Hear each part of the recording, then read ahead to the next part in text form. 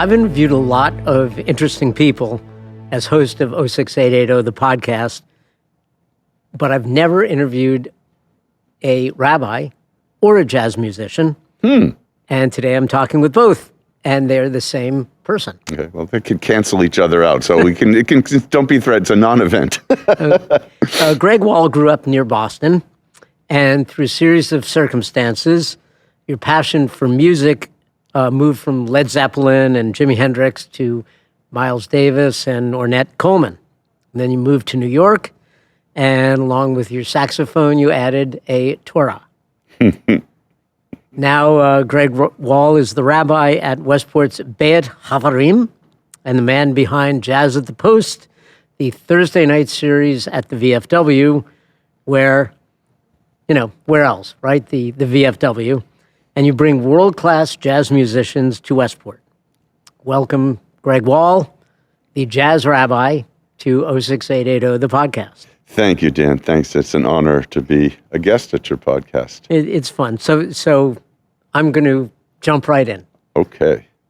Are you a jazz rabbi or a rabbi who plays jazz? I'm a jazz rabbi. What's the difference? I self-identify as a musical artist, and musical artists can be manifest in various forms of society. I happen to just appear in the Jewish world as a rabbi, but I'm still who I am. I'm a musician, and my tools are woodwind instruments, saxophone, clarinet. Wow. So give us a tour of the journey you took from, a kid in Framingham to Joe's Pub, Carnegie Hall, a shul in the East Village, Oh boy! and then an Orthodox synagogue in Westport. Okay, it's I'll try to give the short version, and please, you won't offend me by moving it along because you're an experienced interviewer. No, this is a great story. It happens to be a good story, I think. So, I was already in high school when I decided that I wanted to really pursue music seriously. I'd been attracted to it from a young age, but it was in high school, and I started studying music theory. I didn't even play an instrument really that well, and I think I was about 14 when I first played a saxophone. My parents weren't so thrilled about that, and I ended up going to college and majoring in music.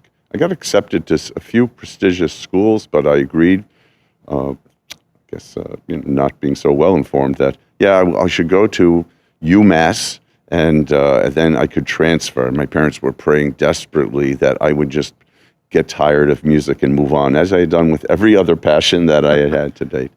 But it was during my first year at UMass, I heard real jazz for the first time.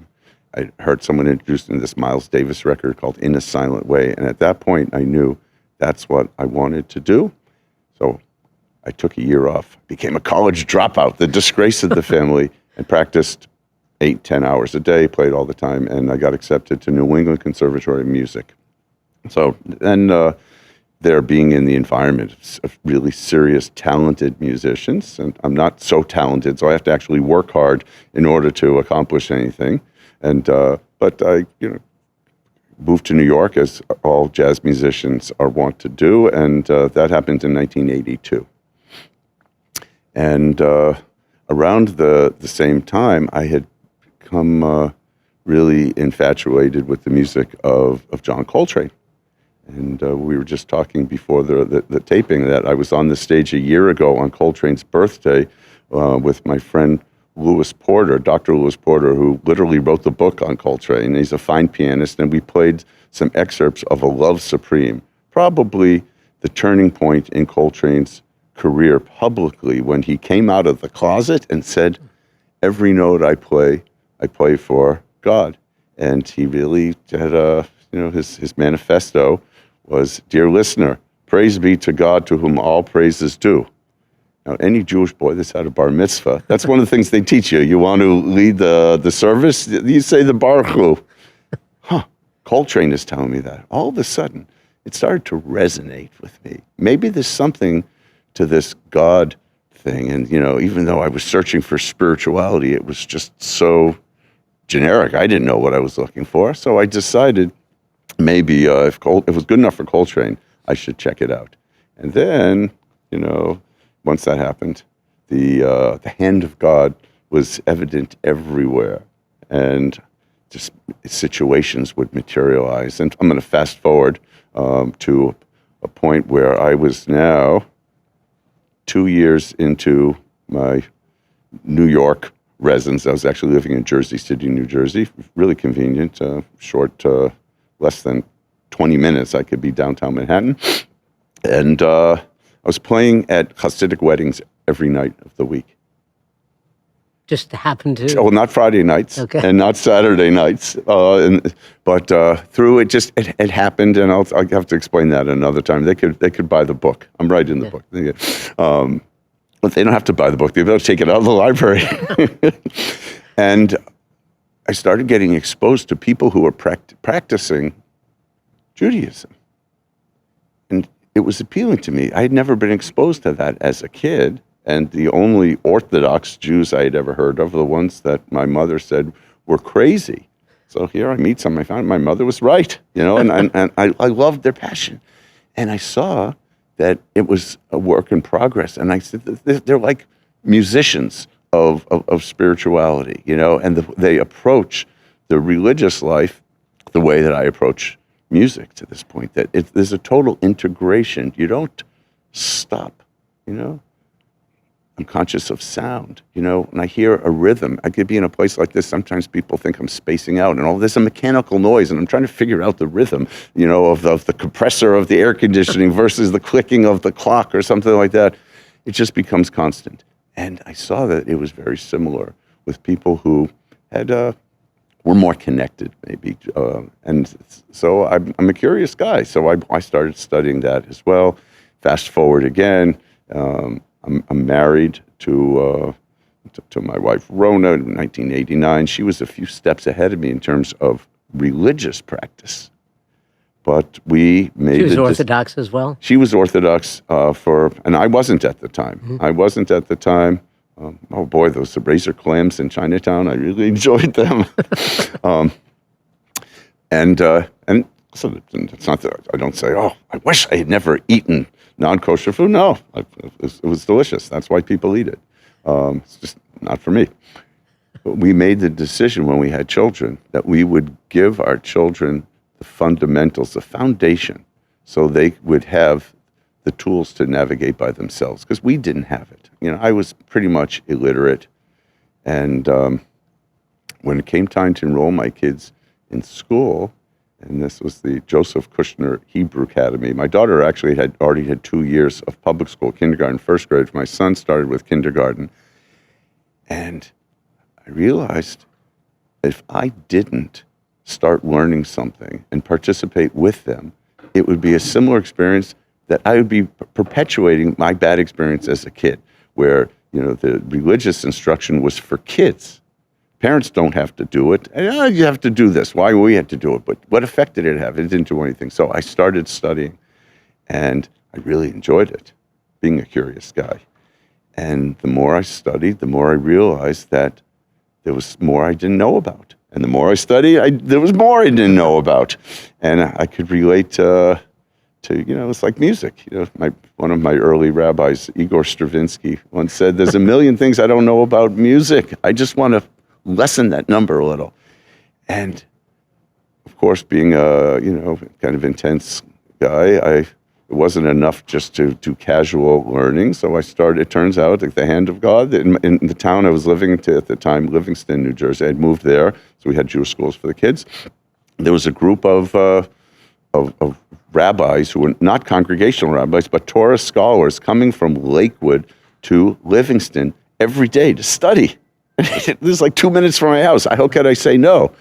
And I started studying, first an hour a week with them, and then it became an hour a day. They invited, and anytime I'd walk in, they'd stop what they're doing. And fast forward a little, and now an Orthodox rabbi. But not with a portfolio. It was just, okay, I had a direction. to my studies. And okay, if I can get this, at least I have a degree. I can say, you know what, I've achieved some degree of literacy. Fast forward to that was 2006. I got ordained for the first time as an Orthodox rabbi in Israel. I took the exams, and one of them was 14 hours long. It's crazy. But 3 years later, someone calls me, and a friend of mine says, Greg, I have a shul for you. I said, well, that's so nice of you. I thought, I got a shul for you. And so I'm not really interested. At that time, I was touring a lot. I was playing a lot in Europe. I had a lot of recordings. I was playing with Hasidic New Wave, which we played a lot in Europe. I had a bunch of other projects. And he said, well, it's in the East Village. Well, next thing I knew, I was the rabbi in the East Village. And I was there for 3 years. I started the Center for Jewish Arts and Literacy, and I was able to combine music and being the rabbi. And for my installation ceremony, which was on October 31st, 2009, which was my 50th birthday. Halloween. Yep. And I've heard all the jokes. You can tell. I did a retrospective of my career at that point, and I probably had 10 different groups, large ensembles and small, and klezmer and avant-garde, and it was really great. And anyway, it was written up in the New York Times, and they used the term Jazz Rabbi, so it sort of stuck. And that's how I became the Jazz Rabbi.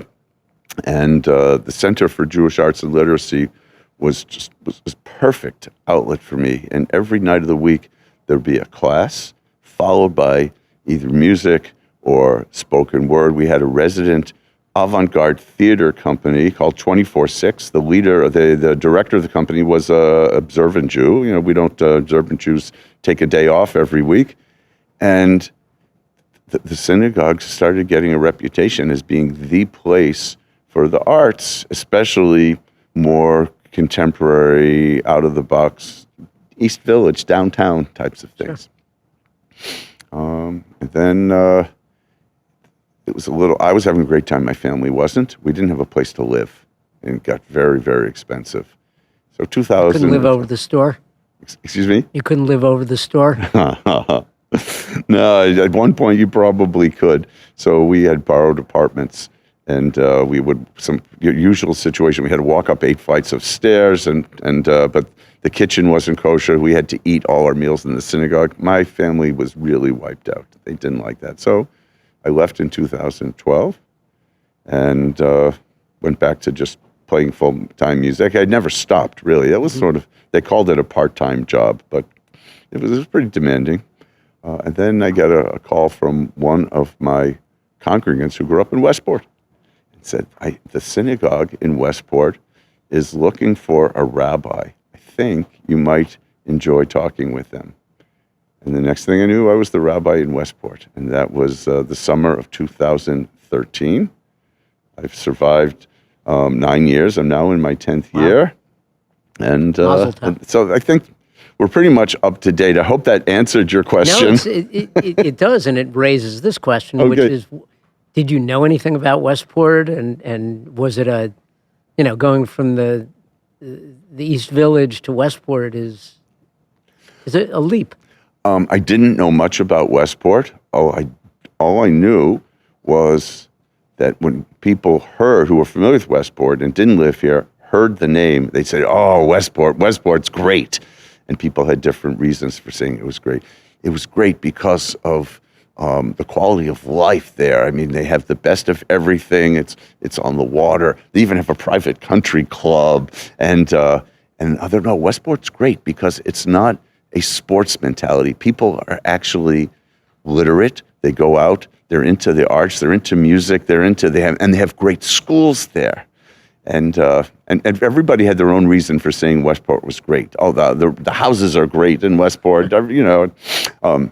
Anyway. I got here and I found out that they were all correct, and it is a great place. And I've really enjoyed living here. People who have lived here a long time will say or might say that it's not the arts community that it once was. Mm-hmm. True? So I don't know what it once was, but I do know that coming from my previous suburban experience, it's funny, I don't even think of Westport as the suburbs. That's not how I think. I've lived in like Livingston, New Jersey was the suburbs to me. But really, professional sports. Here, my impression was that if I can just make a generalization based on my own experience, is that in Westport, people would rather be playing the sports than watching them on TV. It didn't seem like life in Westport was a spectator sport. Mm-hmm. And that was my experience in my previous suburban living. And that made an impression on me. People want to get out there. It's like, sure, I can watch tennis on TV, but I want to play it. And I see people are active. I noticed that there was a lot of activity with people out doing things. I really liked that. So what is is there overlap between these two parts of your lives? Are your congregants interested in jazz? Are the people who come to hear you play interested in religion? Is it, and you yourself, how do you meld the two?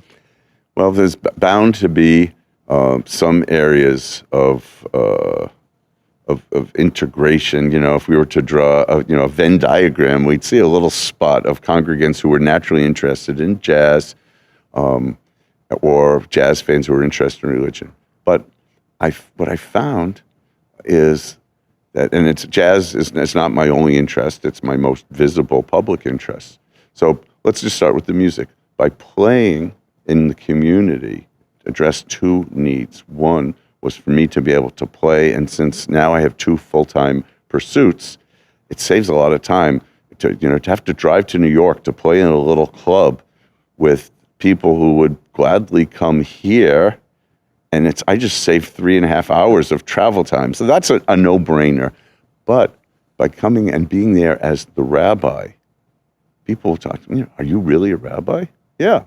And we can start a conversation. And the next thing I'll do is I'll invite them to meet you for a cup of coffee. Because everyone, especially Jews, have baggage. And more likely than not, they had an experience that has kept them from feeling that there's anything of value there. Now, there's some, we have active congregations here, the Reform and Conservative, we have the humanistic Jews, so people who have already found a home, great, but unfortunately the majority of Jews in the community are not really anchored to one way, and some of them are searching or even have ended their search because they didn't think there was anything for them. But usually, by talking about it with people, you realize that they're reacting to bad experiences they had, and they didn't realize there was more out. How do I know? Because that was my personal experience. So I've had people come to the synagogue and end up joining the synagogue, but not just joining, but studying. And, people say, well, Rabbi, you have to understand, this is Westport. People aren't interested in being Orthodox Jews. And I say, I'm not preaching orthodoxy. I'm preaching literacy. In order to say that you don't like something, you have to know what it is, So the music has helped because it gives me a visibility. And now people can stop me on the street. Hey, aren't you the Jazz Rabbi? I had a bar mitzvah. I said, oh, that's great. Where was it? They'll tell me, oh, it was really great. So, where were you for the bar mitzvah of the anniversary of your bar mitzvah? What? I said, well, you. And there can be a way to bring people back, at least get them curious. But I found out if I could do that with music, maybe I could do the same thing with other areas of interest. So I'm a sailor. I've been a sailor, and when I came to New York and I didn't have easy access to sailboats like I did in Boston, I got a job teaching sailing for Steve Colgate's offshore sailing school. It was at City Island at the time. I was living in Jersey City, a major schlep. And, getting across the Cross Bronx in the midday could take 2 hours or more. Wouldn't you know, a year later, he relocates the offshore sailing school to Jersey City, 5 minutes from my house. So the hand of God. The hand of God, absolutely, absolutely. So I was able to support my sailing habit because I couldn't afford a boat. And now I'm getting paid to do it. And not only that, I could take the boat anytime I wanted. So I was able to keep and even, hone my sailing skills. So when I came to Westport, this is a nautical town. There are a lot of people who enjoy the water, and many even have boats. Many even keep them right here in Westport. So I said, how about I'll give a class on a sailboat? And there was one of my congregants I'd been trying to reach, very, very nice guy, intelligent guy, but didn't really want to come to any classes. So I suggested, how about we have a group that goes sailing and we'll learn a little Talmud. He said, great. So Talmud at Sea was born. And we did that up until COVID. Between April and November, we'd be out there every Friday morning. We'd sail out of, he kept his boat at Norwalk Cove Marina, and we'd sail for 45 minutes, drop the hook, take out the Talmud. The group has been together for 9 years. It's really great. Really, really great. So I saw that worked with the sailing, and then I saw that people were really into cycling. I was a cyclist as a kid. So I had been riding my 1972 Raleigh Supercourse, and then I decided to get a contemporary bike, and I did. And then they started inviting me to ride with them because my bike didn't weigh twice as much. And that was a way to get people in. And I'd have conversation. I'd go on rides with people, and we could talk about theology. We could talk about Judaism. They could talk about their questions in a safe environment. And that worked as well. So all of these things are coming and adding to the rabbinate. So you really meet them where they are. Yes. So let me ask this. How has your music framed your work as a rabbi, and how has your work as a rabbi influenced or framed your music? Well, the first question is easier for me to answer because I see that, in music, the results are an effect of a particular cause. And, the realization that I can't do this. I can't play in the key of E flat minor. So I'm going to work on it. And at a certain point, okay, now I can do this. Well, it's the same thing in Judaism. There are skills, and there are even intellectual fundamentals that we need to give relevance to some of the things that we do. And it takes a little practice. It takes some discipline, but there are results. They're tangible results. And I think that anything where people can see the results of their work is going to be it's going to lead to wanting more, and also leading to enjoying life a little more. But it's both of them are sort of like a garden. A garden, you can't plant a garden and say, okay, I planted the garden, I'm done. It's not the way it works. And you don't see the results for a while. And sometimes I see people planting bulbs, and they're not going to see those flowers until the whole next season, And it's a lot of that going on in Judaism. We're coming up to the high holidays. We're not going to see instant results from just showing up to the synagogue on Rosh Hashanah or Yom Kippur. It takes a while to see the results. And if you don't weed the garden, it's going to get choked. So, and it's the same thing with music. If it's great to love music, but if you don't play it all the time, the instruments don't practice themselves. So talk about Jazz at the Post. How did that come about, and what is it? So Jazz at the Post is the latest. It's actually, I'll call it a reincarnation because COVID temporarily killed jazz in Westport, as it did for most of the world.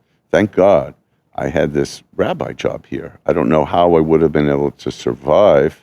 I didn't have a teaching studio, and it was playing, and most of my friends that didn't have opportunities to play had really, really hard times.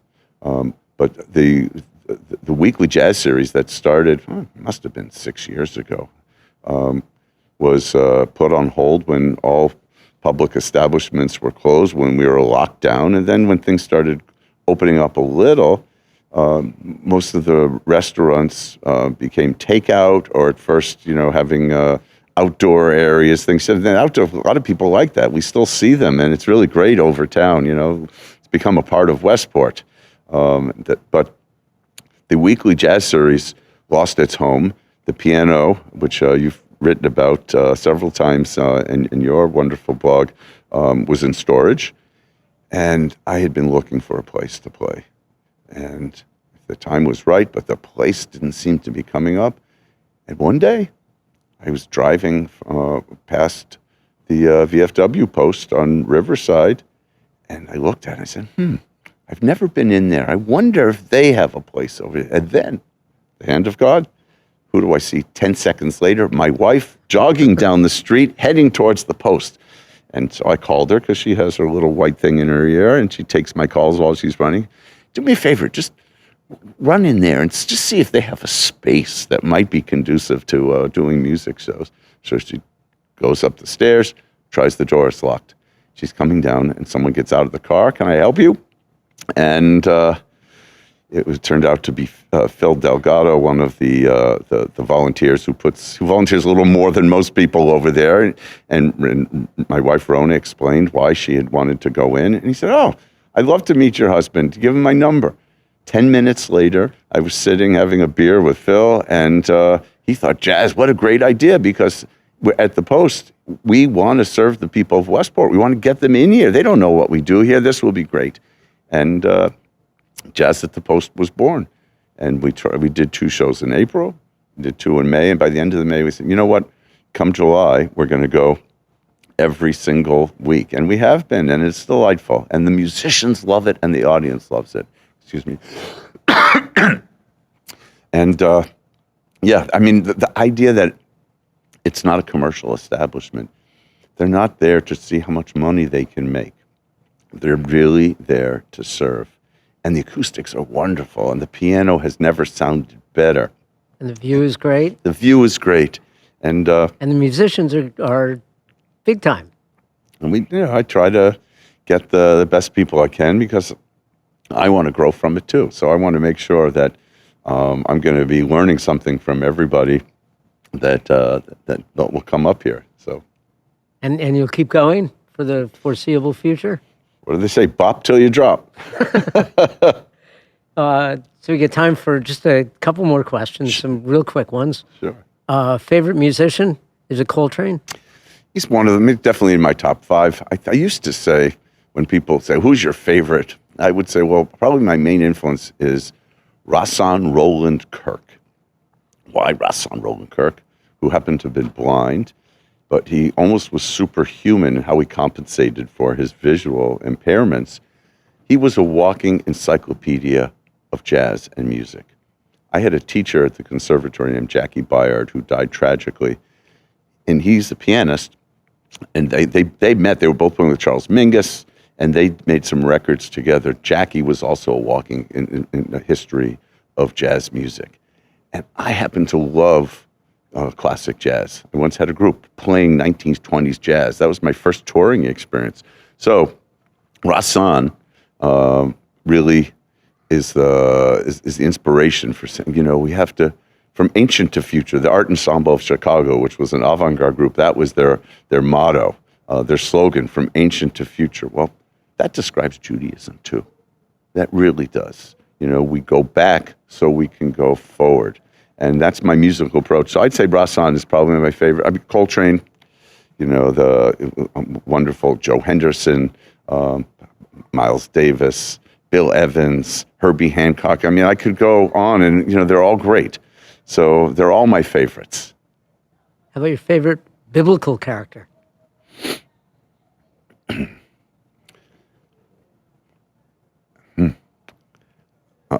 They're all great. I'm inspired by many. I'd have to say King David, because he was human and vulnerable. And he was able to be sustained by his religious practice in spite of his flaws and his vulnerabilities. I'm flawed. I'm vulnerable. And this hope, we don't have to be perfect. There's no biblical character who's perfect. We don't have that. In the Hebrew Bible, nobody's perfect. Only God's perfect. And the last question: favorite spot in Westport besides the VFW and Beit Havarim? And the library. Okay, maybe it's the library. To be honest, I don't spend too much time in other places other than the Post and Beit Chavrim unless I'm out and about. I love the open spaces in Westport. I love Campo Beach. I love Earth Place. I even like the Louise Ray Park at the foot of Lincoln Street, where we go on Rosh Hashanah to cast our sins into the water. Oh. I like that too, even though it's been hijacked by geese. It's still a nice place. Just watch where you walk. Yeah, I don't think at this point I have a particular favorite spot. I don't have so much time to go out and and enjoy other watering holes. But maybe certainly the library is one of my favorite places. It is a wonderful place, along with all those others you mentioned. And for anyone watching, Thursday nights, 7 o'clock and 8:30 on Thursdays at the VFW on Riverside Avenue, right there at that treacherous corner with Saugatuck Avenue. And they can also, for the latest schedule, they can go to jazzfc.org. Greg Wall, the Jazz Rabbi, thanks for spending time with us. Thanks so much, Dan. Pleasure to be here. You bet.